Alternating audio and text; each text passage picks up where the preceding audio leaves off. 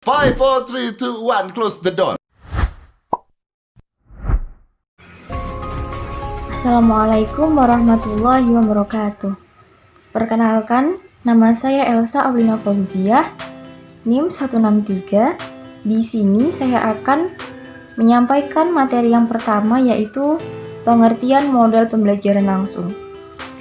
Pengertian model pembelajaran langsung adalah salah satu sumber belajar yang cukup efektif yang digunakan guru untuk menyampaikan informasi dan membentuk keterampilan secara langkah demi langkah. Contohnya ceramah, demonstrasi, dan lain-lain. Ciri-ciri strategi pembelajaran langsung adalah adanya tujuan pembelajaran, pola keseluruhan dan alur kegiatan pembelajaran, sistem pengelolaan, dan lingkungan belajar yang mendukung berlangsung dan berhasilnya pembelajaran. Langkah-langkah yang harus ditempuh dalam pembelajaran langsung. Yang pertama, menyampaikan tujuan dan mempersiapkan siswa. Yang kedua, mendemonstrasikan pengetahuan dan keterampilan. Yang ketiga, membimbing pelatihan. Yang keempat, mengecek dan memberikan umpan balik. Poin yang kelima yaitu memberikan kesempatan untuk latihan lanjutan. Strategi pembelajaran langsung ini memiliki kelebihan. Kelebihan yang pertama yaitu memudahkan guru dalam menjelaskan isi materi dan memudahkan siswa dalam menerima materi yang disampaikan oleh guru. Yang kedua, menekankan kegiatan mendengarkan atau yang biasa disebut ceramah sehingga membantu siswa dalam memahami isi materi. Yang ketiga, model pembelajaran langsung, terutama dalam kegiatan demokrasi, dapat memberi tantangan untuk mempertimbangkan kesenjangan antara teori dan observasi. Tak hanya itu, metode strategi pembelajaran langsung ini juga memiliki kelemahan. Kelemahan yang pertama yaitu kesulitan dalam mengatasi perbedaan dalam hal kemampuan, pengetahuan awal, tingkat pembelajaran dan pemahaman, gaya belajar atau ketertarikan siswa. Yang kedua, siswa hanya memiliki sedikit kesempatan untuk terlibat secara aktif. Yang ketiga, kesuksesan strategi pembelajaran ini bergantung pada guru. Terima kasih. Saya Zakiatus Sadiroh akan melanjutkan materi selanjutnya, yakni mengenai pembelajaran kooperatif atau cooperative learning. Cooperative learning merupakan salah satu bentuk pembelajaran sosial yang didasarkan pada teori belajar konstruktivisme. Beberapa ahli pendidikan berpendapat bahwa model pembelajaran kooperatif tidak hanya unggul dalam memudahkan peserta didik memahami dan menerapkan konsep, namun juga dalam mengembangkan kemampuan kerjasama, berpikir kritis, dan sikap percaya diri yang dimiliki oleh peserta didik. Kita garis bawahi poin yang ini. Namun juga dalam mengembangkan kemampuan kerjasama, berpikir kritis, dan sikap percaya diri yang dimiliki oleh peserta didik. Karena pembelajaran kooperatif ini sifatnya berkelompok. Ada kelompok kecil dalam sebuah kelas, seperti itu. Kemudian yang unsur pembelajaran kooperatif ini ada 5 poin. Yang pertama, positive interdependence, hubungan timbal balik di mana keberhasilan sendiri adalah keberhasilan bersama. Jadi dalam satu kelompok di mana ada seseorang yang berhasil, maka itu adalah keberhasilan bagi suatu kelompok, bukan hanya keberhasilan individu. Kemudian yang kedua, interaction face to face. Belajar kooperatif akan meningkatkan interaksi antara siswa tanpa adanya perantara. Kemudian yang ketiga, adanya tanggung jawab pribadi mengenai materi pelajaran dalam anggota kelompok. Walaupun dilakukan secara berkelompok, namun individu tetap memiliki kewajiban dan tugasnya masing-masing. Kemudian yang keempat, membutuhkan keluasan. Dalam belajar kooperatif, saling menciptakan hubungan antar pribadi, mengembangkan kemampuan kelompok, dan memelihara hubungan kerja yang efektif. Jadi karena melakukan kerjasama kelompok tadi, jadi mereka mampu memelihara hubungan kerja yang efektif. Kemudian yang terakhir, meningkatkan keterampilan bekerja sama dalam memecahkan masalah dalam berkelompok. Karena saling melakukan berkelompok tadi, jadi mereka mudah dalam memecahkan masalah dalam suatu kelompok. Kemudian ada keunggulan pembelajaran kooperatif. Nah, yang pertama, cooperative learning dapat mencegah keagresifan dalam sistem kompetisi dan keterasingan dalam sistem individu tanpa mengorbankan aspek kognitif. Sudah menjadi rahasia umum bahwa dalam suatu kelas biasanya ada yang paling menonjol dan ada yang paling tidak terlihat. Nah, seperti itu jika melakukan pembelajaran kooperatif akan berkurang karena mereka memiliki waktu sendiri-sendiri untuk berbicara dalam suatu kelompok tersebut. Kemudian yang kedua ada meningkatkan kemajuan belajar atau pencapaian akademik. Kemudian yang ketiga, sikap apatis berkurang karena sering melakukan komunikasi dalam suatu kelompok tersebut. Kemudian kelemahan cooperative learning. Yang pertama, guru harus mempersiapkan pembelajaran secara matang. Di samping itu memerlukan lebih banyak tenaga, pemikiran, dan waktu. Karena guru tidak hanya melakukan metode ceramah, namun juga harus mempersiapkan tema dalam diskusi tersebut, mempersiapkan bagaimana karakteristik siswa dalam suatu kelompok yang cocok. Yang kedua, selama kegiatan diskusi kelompok berlangsung, ada kecenderungan topik permasalahan yang sedang dibahas meluas, sehingga banyak yang tidak sesuai dengan waktu yang telah ditentukan dalam suatu diskusi. Karena dilakukan dengan banyak pikiran, maka tidak heran kalau diskusi tersebut meluas, sehingga waktu yang seharusnya bisa menuntaskan satu materi pembelajaran harus dilakukan di waktu yang lain, seperti itu. Kemudian yang terakhir, saat diskusi kelas terkadang didominasi oleh seseorang. Hal ini mengakibatkan siswa yang lain menjadi pasif, karena diskusi kelompok tersebut mungkin ada satu orang yang sudah menguasai materi, kemudian dia sangat menonjol, seperti itu. Yang lain jadi pasif. Terima kasih.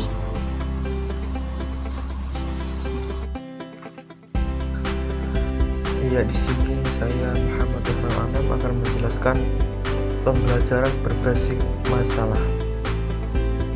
Pengertian model pembelajaran berbasis masalah. Pembelajaran berdasarkan masalah adalah suatu pendekatan untuk pembelajaran siswa untuk mengembangkan keterampilan berpikir dan keterampilan memecahkan masalah. Belajar peran orang dewasa yang otentik untuk menjadi pelajar mandiri. Selanjutnya, ciri khusus pembelajaran berdasarkan masalah. Yang pertama, pengajuan pertanyaan atau masalah. Yang kedua, berfokus pada keterkaitan antar disiplin. Yang ketiga, penyelidikan autentik. Yang keempat, menghasilkan produk dan memamerkannya. Yang kelima, kolaborasi. Selanjutnya, keunggulan pembelajaran problem solving. Yang pertama, pemecahan masalah dapat menantang kemampuan siswa serta memberikan kepuasan untuk menemukan pengetahuan baru bagi siswa. Yang kedua, dapat membantu siswa untuk mengembangkan pengetahuan barunya dan bertanggung jawab dalam pembelajaran yang mereka lakukan. Di samping itu, pemecahan masalah itu juga dapat mendorong untuk melakukan evaluasi sendiri, baik terhadap hasil maupun proses. Yang ketiga, dalam pengembangan kemampuan siswa untuk berpikir kritis dan mengembangkan kemampuan mereka untuk menyesuaikan dengan pengetahuan barunya. Selanjutnya, kelemahan pembelajaran problem solving. Manakala siswa tidak memiliki minat atau tidak memiliki percayaan bahwa masalah yang dipelajari sulit untuk dipecahkan, maka mereka akan merasa enggan untuk mencoba. Yang kedua, keberhasilan strategi pembelajaran melalui problem solving membutuhkan cukup waktu untuk persiapan. Yang ketiga, tanpa pemahaman mereka berusaha untuk memecahkan masalah yang sedang dipelajari, maka mereka tidak akan belajar apa yang mereka inginkan.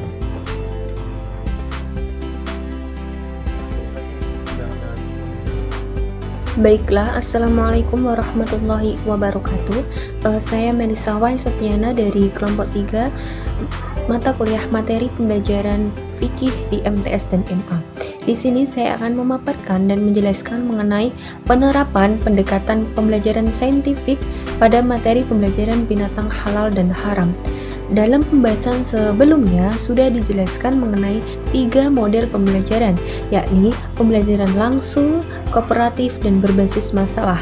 Dari ketiga model pembelajaran tersebut, kita fokus kepada pendekatan pembelajaran saintifik pada materi binatang halal dan haram.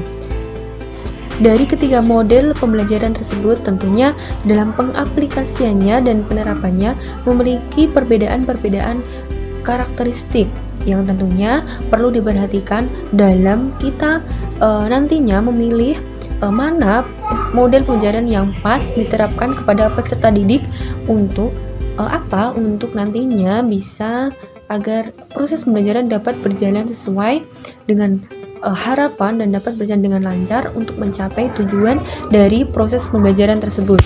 Kemudian bagaimana sih penerapan model pembelajaran secara langsung pada materi binatang halal dan haram?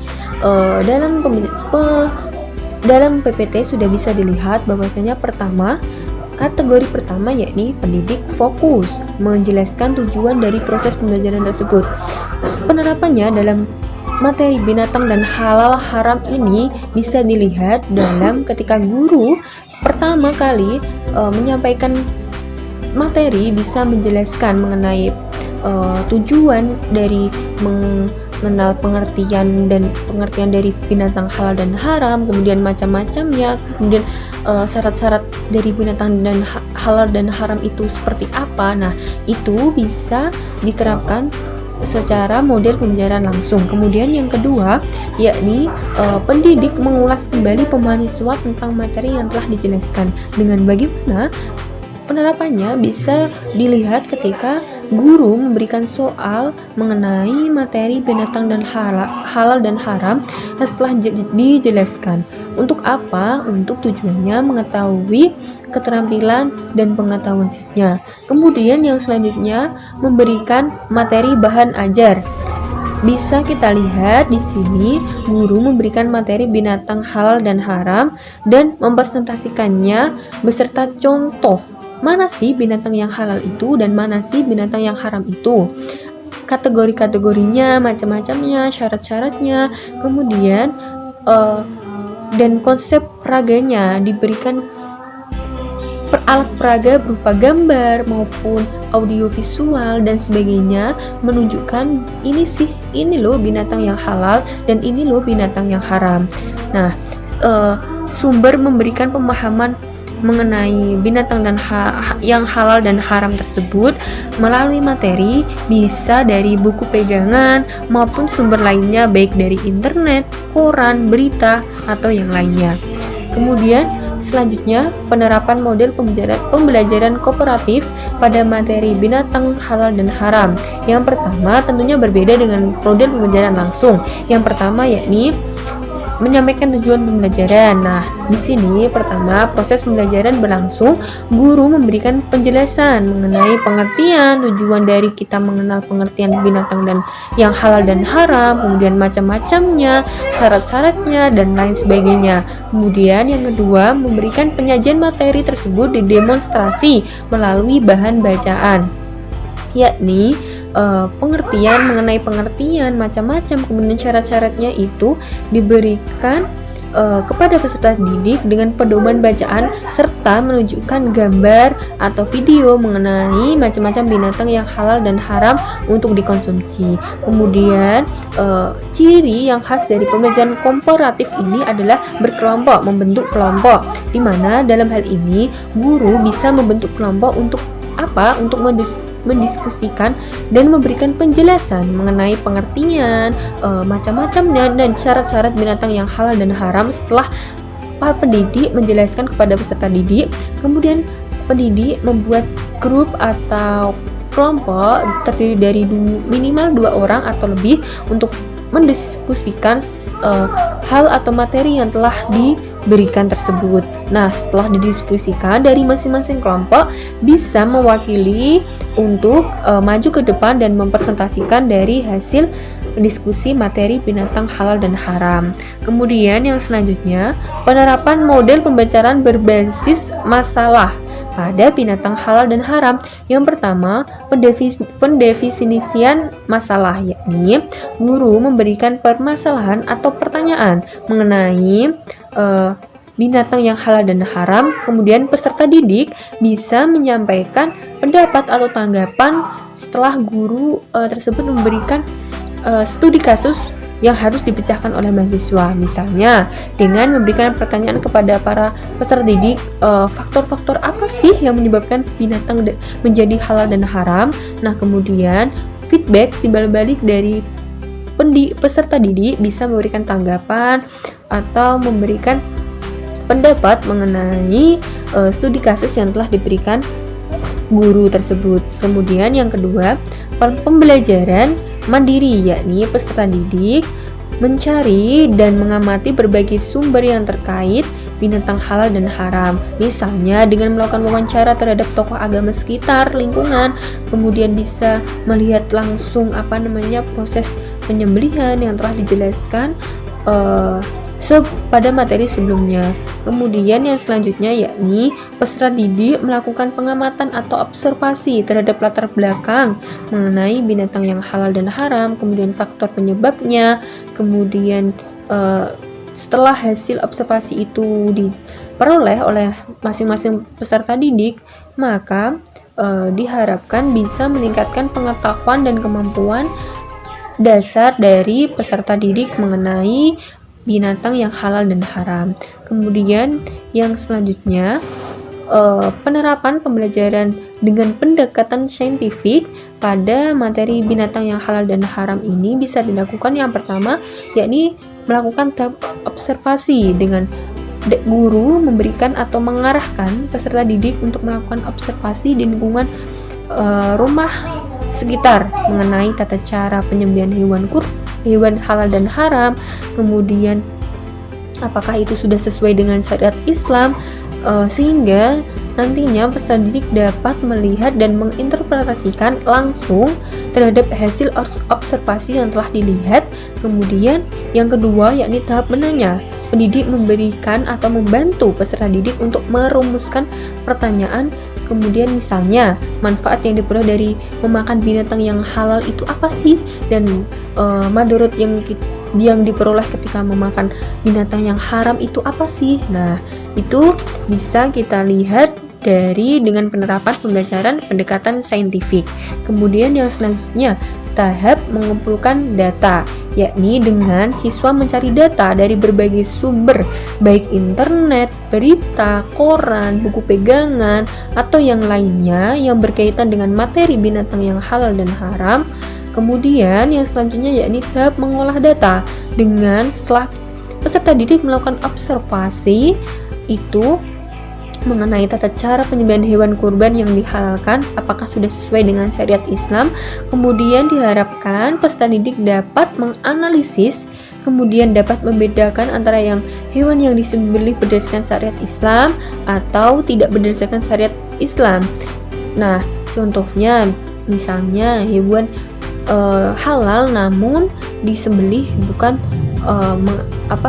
atas nama Allah, tetapi untuk berhala. Nah, walaupun binatang tersebut kategori binatang yang halal, tetapi tidak ketika disembelih tidak atas nama Allah, maka menjadi haram. Nah, itu adalah sebuah contoh studi kasus yang bisa dijadikan tahap observasi dan mengolah data dalam pendekatan pembelajaran saintifik. Kemudian yang selanjutnya, tahap mengkomunikasikan. Di dalam hal ini, pendidik memberikan timbal balik dan penguatan materi yang lebih luas terhadap hasil observasi mengenai tata cara penyembelihan hewan halal yang dihalalkan yang sesuai dengan syarat Islam yang sudah saya sebutkan tadi, sehingga peserta didik dapat memahami dengan penuh dan mencapai tujuan hasil pembelajaran. Kemudian yang selanjutnya yakni tahap mencipta. Bagaimana itu? Guru atau pendidik memberikan contoh mengenai binatang-binatang yang halal dan yang haram kepada peserta didik serta macam-macamnya, sehingga apabila terjadi sebuah kasus yang sudah saya jelaskan tadi dapat menyelesaikannya. Misalnya, apabila ada binatang yang tergolong halal tetapi meninggal karena tercekik atau terlindas kendaraan dan belum sempat disembelih dengan tata cara syariat Islam, maka hal itu menyebabkan binatang tersebut menjadi haram. Nah, ini adalah contoh dari tahap mencipta yang dilakukan pada penerapan pembelajaran model saintifik yang mengharapkan peserta didik dapat memecahkan masalah ketika terjadi studi kasus yang ada di lapangan. Kemudian itulah penjelasan dari kelompok kami apabila ada kesalahan tutur kata baik yang kami sengaja ataupun tidak, dan apabila ada materi yang kami sampaikan itu kurang, maka kami memohon maaf yang sebesar-besarnya. Dan untuk pertanyaan nanti bisa kita buka di sesi tanya jawab pada presentasi via grup WA. Terima kasih, itu saja yang dapat saya sampaikan. Kurang lebihnya saya mohon maaf. Wassalamualaikum warahmatullahi wabarakatuh.